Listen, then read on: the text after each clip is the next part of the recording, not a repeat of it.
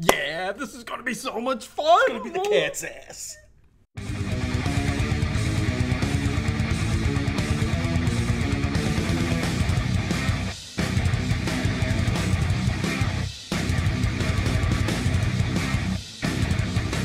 Hey everybody, welcome to the Late Night Horror Show Universal Horror Tag.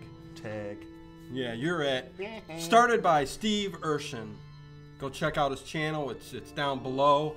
A couple people in the horror community here started Universal Horror Tag, and everybody started rolling with it. And I'm like going, that's one that we gotta do. Why didn't we start this? Yeah.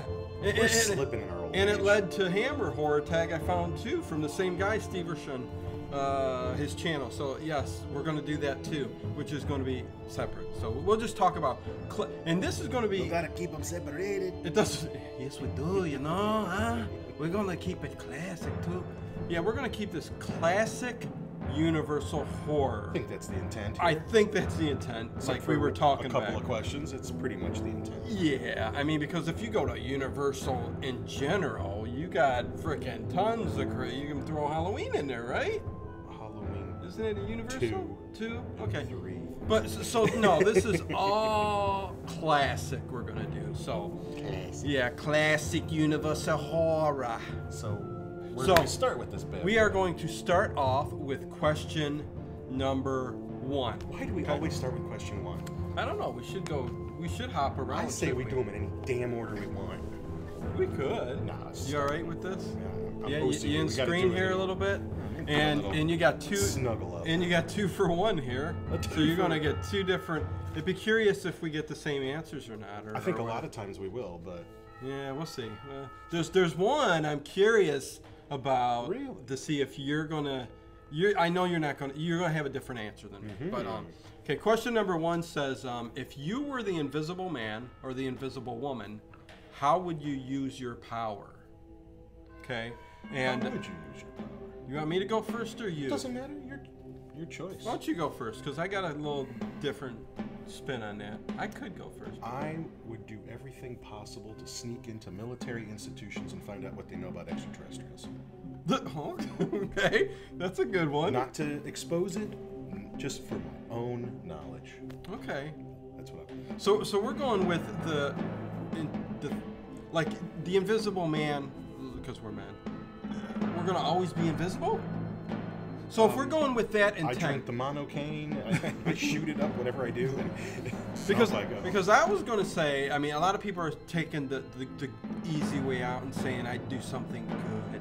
And I'd catch criminals and stuff like that, which, you know what I mean? Stuff like that can get labor intensive. Yeah. So, you know, I think I'm going would strictly for something I really want to know. I think I would go more towards, believe it or not, the vampire kind of way. Like, You gonna suck some blood? No. Just the fact that I can be invisible, go anywhere I want, hover anywhere I want, do anything I want. Not doing anything bad, just I think I would just live life knowing that nobody knows I'm here. So and you would just eavesdrop on everybody. Eavesdrop, If you could. you know. Gather intel. Yeah, you know, just watch. And do nothing with it. Voyeuristic, you know, type of thing going on. Can you still manipulate things? You could still manipulate objects around you, right? The Yeah. Invisible Man did that. Then I would probably try to cop feels on a lot of girls. I would probably do that too. Okay. On to question number 2, as we took that in the wrong direction. Okay, who is your favorite Universal monster? It's easy. We're probably going to have the same one. Frankenstein. Frankenstein's monster. Frankenstein's monster. Just the whole story of him being put together from cadavers and everything is so cool. And you know, the fact that it was one of the very first horror stories. It was written by a woman, a very young woman at the time, Shelley.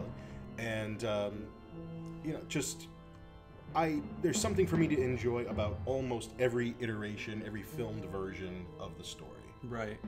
Yeah, no, because I like the Frankenstein monster the best, just because he's kind of that sad, vulnerable, He's pitiable. Yeah, put together kind of thing with this strength and don't know what to do, and you feel so sorry for him. He didn't ask for it, and then when didn't ask for it. You know, he's brought into this world, never even given a name, shunned by his creator.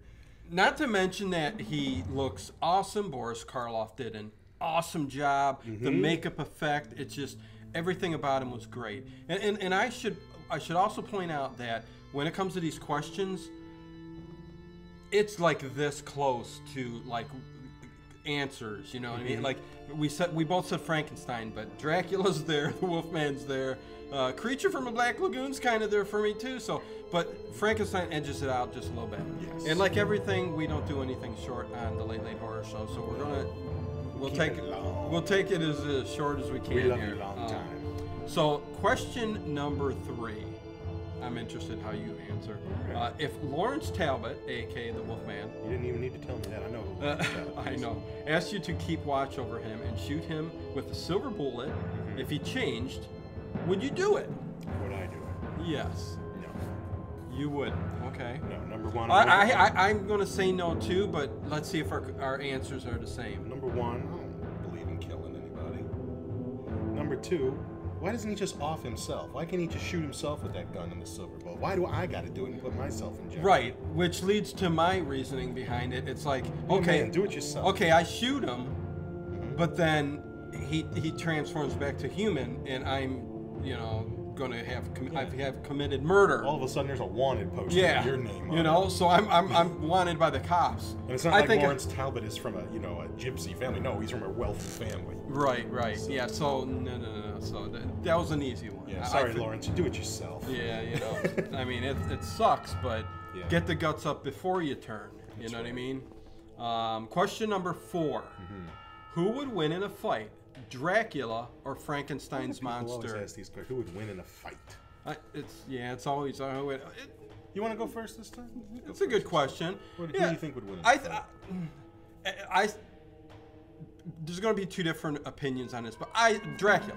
That's my answer too. Yeah, I mean, Frankenstein can be as strong as humanly possible or monstrously possible, but he's not smart enough. His mind is very weak. Dracula will always overpower his thought process. Can turn into a bat or mist. He can invade him and wear him down. Even though the classic Dracula doesn't show that he has strength, really, he does have strength. Equal to Frankenstein, I would think, if not more. Well, and just, his abilities to transform. And he's going to suck some blood. I mean, you just turn to a bat, just nip them all over the place. Start nipping the stitches and the staples. Take them apart. Parts of his body be falling off. Excellent. Love that. No, there's really no question. Yeah, I was kind of, I thought the same way. So question number 5, guys. Halfway. Yes. Do you think if Norman Bates existed, could he be rehabilitated through therapy? Well, he kind of sort of did, in that he was based off of Edward Gein a little bit. Yeah. And Edward Gein never really rehabilitated.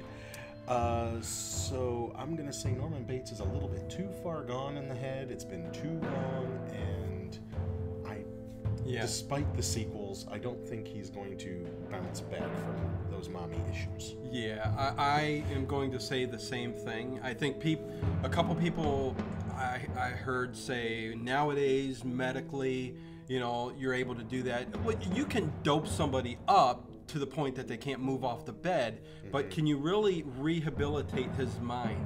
I think Norman Bates went through so much as a child that all the medication, his brain's wired. You're not going to rehabilitate him. Keep in mind, he is actually based on a real person. Right, if people out there didn't know that. He is actually, based on Edward Gein. And read up on Gein. Read up on what he did and see if you think you can rehabilitate that. Exactly. Yeah. I don't think there's no re-entering into society. So my point being, my opinion is no. Too much scars. You cut yourself and you get a scar. Are you ever going to get that off? Nah. You can cover it up. In the world you can cover it up with makeup, but it's still there. But anyways. But I guess that one's open to debate. But that's my opinion. Right. Open for debate. Right. Question number 6. What is your favorite Universal horror film? Universal horror film. You want to go first? Please, go ahead. Oh, you want me to go first? Why okay. not? This is going to be maybe a shocker to some, maybe not to Ted, but my favorite Universal monsters is Abbott and Costello Meet Frankenstein. And that, not that it's going to be, people are going to go, what? You know, but I mean, it puts together, you know, the classic Frankenstein, Dracula, Invisible Man, Wolfman, puts them all in one movie, okay, which is great, with Vincent Price's The Invisible Man's voice at the very end on a boat.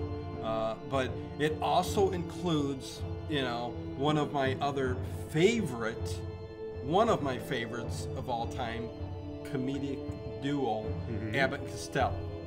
So I could watch all Abbott and Costello movies all the time. So with smashing them together like that makes it's Abbott... a mashup. You get a bunch of them for the price of all one. of them. So, I mean, hey, that's my pick. You get I Lawrence Talbot, love you that. Get, Dracula. Not to mention that it's Abbott and Costello's one of their best movies ever, other than Whodunit. You get Vincent Price at the end playing the Invisible Man. Yeah. So it's a good choice. So how about you? What am I going to pick? I was going to go with Frankenstein.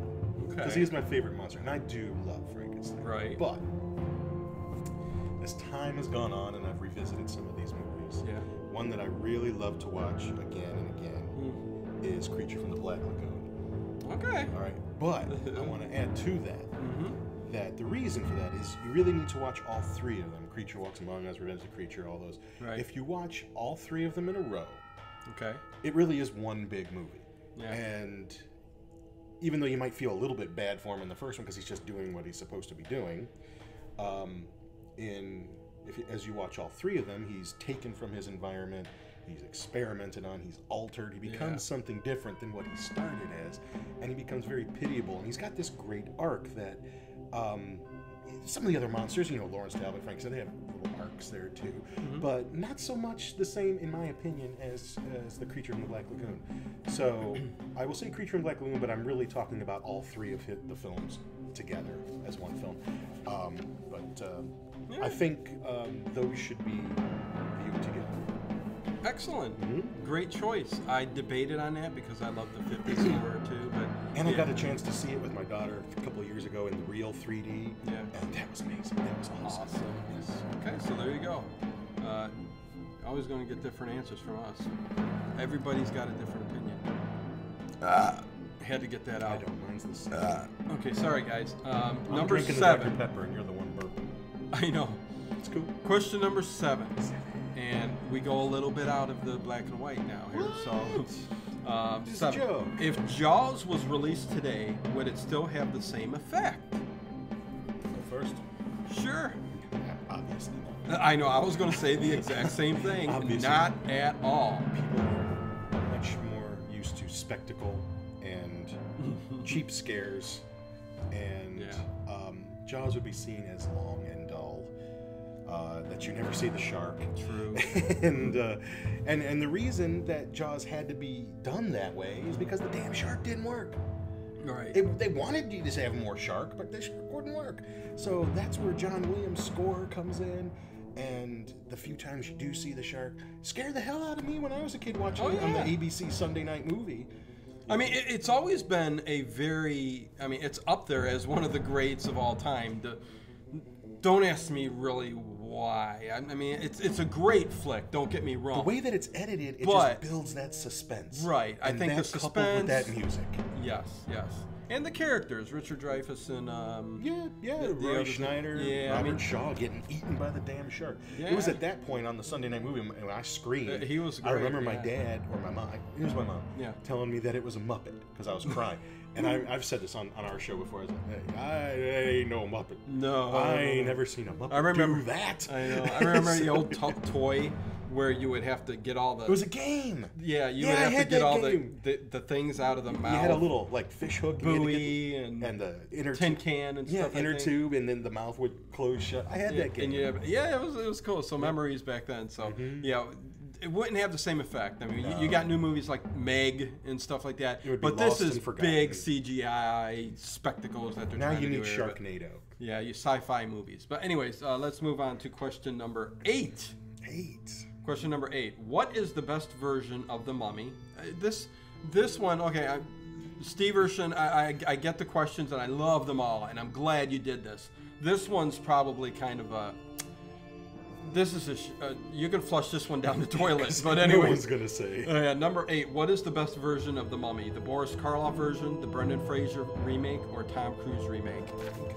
Well, you gotta go with, you gotta go with Boris, of course. Of course. And you know what the best thing Boris is? Karloff. That movie is remembered, even though you only see a mummy in that movie for about 2 minutes. I know. And just that 2 minutes that he is wrapped up in that sarcophagus and comes out. And the subsequent movies, which well, it's a different mummy in the subsequent right, films. right, but It's still not the mummy. It's not of Boris the 40s. Karloff's right, mummy. Right.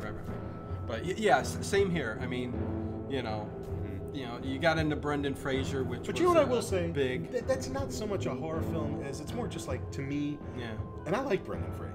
Yeah. I like a lot of the movies that he's in. Mm-hmm. And I thought, The Mummy was all right. I mean, the CGI is horrible now, and that just goes to show what CGI is going to do to your movie 10 years after it's out. Right. But that was more of like a Indiana Jones-ish type adventure. Yeah, a little bit more fun. And I thought his character was really cool in that movie. So I will say that I don't hate those movies because I like him and I like that character. Even though the Mummy takes the same like weird thing that like the newer one with Tom Cruise did. Well, I didn't even see that. No. Well, we'll both say Tom Cruise Mummy.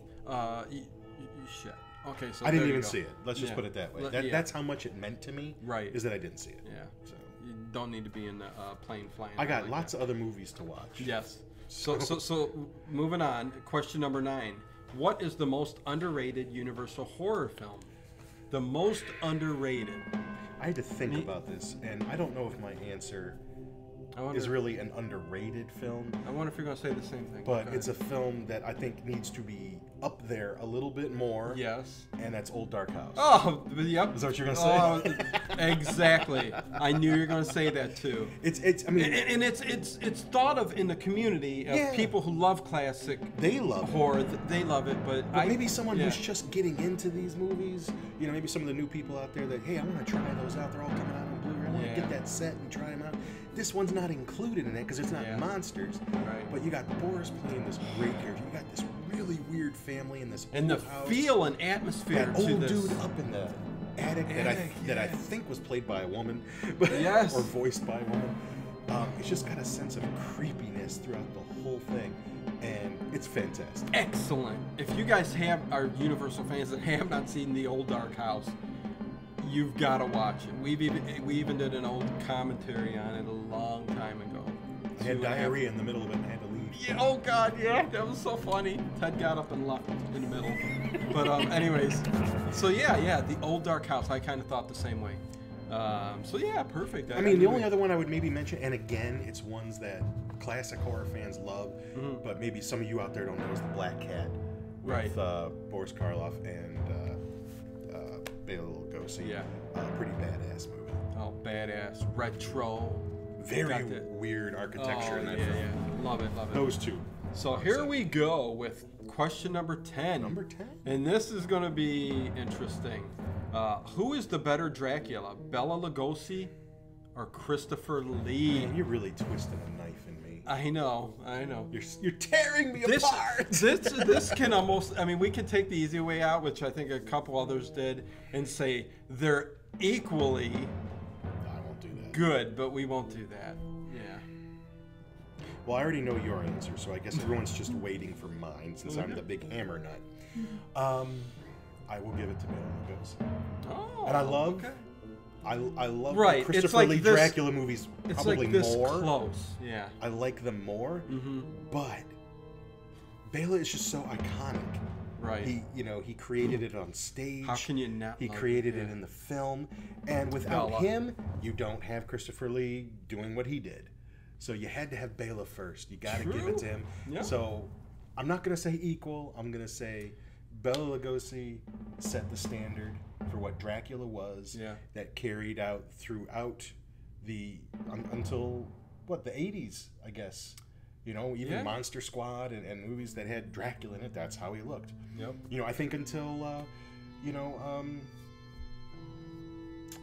Francis Ford Coppola's Dracula, Bram Stoker's Dracula, where we got a little bit more of a faithful version from the book. Right. Yeah. But yeah, iconic Bela Lugosi. Right. How can you go wrong? I mean, his performance, whether it be on stage or on the screen, set the standard. Was very good. And you have to give it to him, because that was all him. You like, subscribe, hit the bell. You will subscribe. Anyways, yeah. So yeah, we both had the same answer there too. So hopefully you guys enjoyed this Universal Horror Tag. I enjoyed doing it. Yeah, this was fun. This is our very first tag video. Now, if they did more modern horror films, I'd be at a loss. This is why I jumped on it. We did the classic. But I like what I like, and exactly. I don't like gore, and I don't like slash, and I like atmosphere, and that's what these movies are all about. Exactly. So classic Universal horror. I was, elbow deep in this ass. Heck yeah, this was fun. Thanks to Steve Urshan for putting this together. Yeah, pretty good questions, dude. Yeah, so thank you. Thanks for tearing me apart at the end. And should I tag somebody, I will just throw it out there. If anybody that I know that I tag gets to the end of the video here, I'm gonna throw Spooky Astronauts. Let's see you do a Universal Horror Tag. You might not. That's okay if you don't. Nightmare Maven, Vicky. Is this like the Ice Bucket Challenge or something? Whatever. And Vicky, Nightmare Maven, and who else could I throw out there that might want to do this?